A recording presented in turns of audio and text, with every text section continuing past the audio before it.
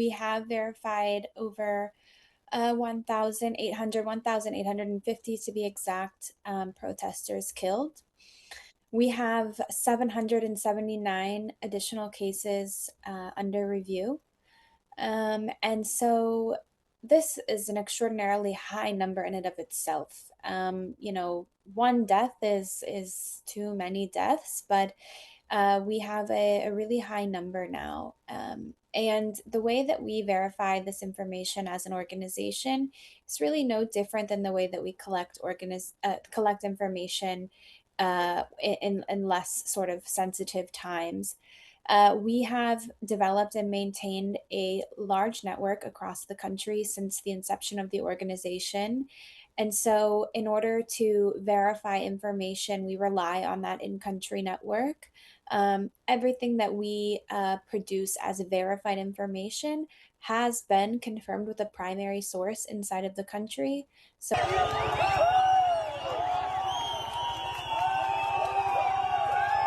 recent days, we've faced a large challenge. This is an unprecedented internet shutdown. It's not just the international sort of internet framework, it's also all domestic communication channels, including mobile telephone lines and even landlines. And that really disrupts and slows the flow of information. It really reduces our information to a minimum. Um, our last couple of days we had slow things coming in, but this morning we were able to connect via landline after some days, as many others have done as well. And that enabled us to get in touch with our network on the ground, and also verify reports that we'd been waiting to verify for some days.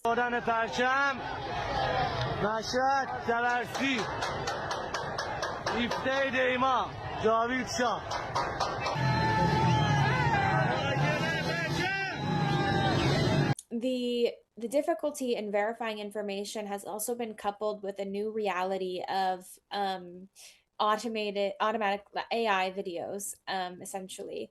And so, on top of verifying videos to understand locations, and on top of verifying videos to understand, the numbers perhaps of people that have been killed in one area or one instance, we are also tackling the issue of ensuring that video is real, and what's circulating online hasn't been doctored or edited or whatever before it comes to.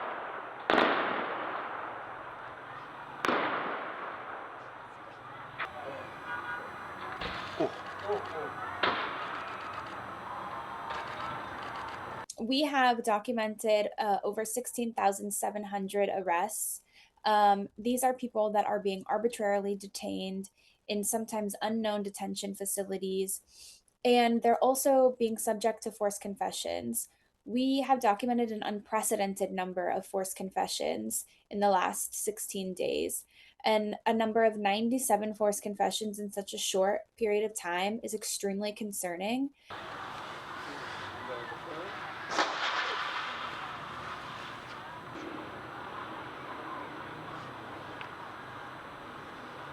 Forced confessions are a pattern of the Iranian regime, but they happen under coercion, and that coercion is often done with psychological and physical torture.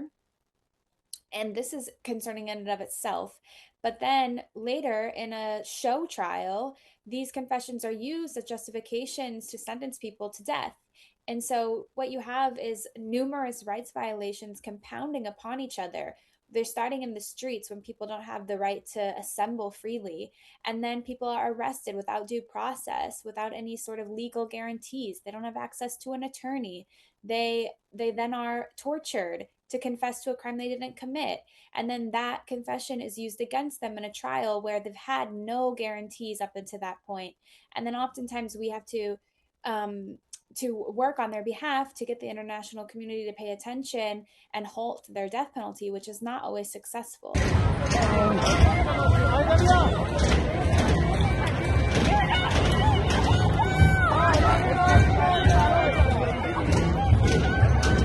What I will say is that the focus of the international community should be on the safety and the livelihoods of Iranians. They are risking their lives coming to the streets. We owe it to them to believe in them and to support them, and to ensure that they are able to to assemble freely and not risk their lives when coming to the street. I think that that's really key. And I would also say that people do have a right to access to information. So cutting off the internet is a trademark strategy of Iran when they are trying to perpetuate, serious human rights violations and violations of international law. So we need to ensure that we are advocating for Iranians to have the right to access to information at the very least. This is really crucial as well.